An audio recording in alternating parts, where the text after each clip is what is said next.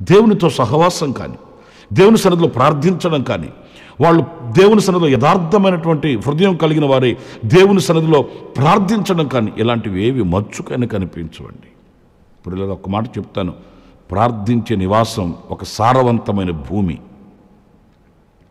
ప్రార్థించే నివాసం ఒక మంచి ఫలములను ఇవ్వగలిగిన సారవంతమైన భూమితో సమానమండి.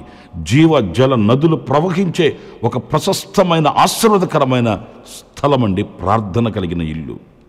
ఒక విత్తనం నాటితే అది మొలకెత్తి మహావృక్షం అవ్వాలంటే ఆ భూమి సారవంతమై ఉండాలి. అలాగే ప్రార్థన అనుభవం కలిగిన ఒక ఇల్లు ఎలా ఉంటుందంటే ఆ సారవంతమైన భూమిగా మలచబడి అందులో నివసించే ప్రజలు సస్యశ్యామలంగా ఫలభరితంగా పచ్చగా తమ కాలం ముందు ఫలమిచ్చు చెట్టు వలె ఉండేటట్లు ఒక సారవంతమైన భూమిగా ఉంటుందండి. నేను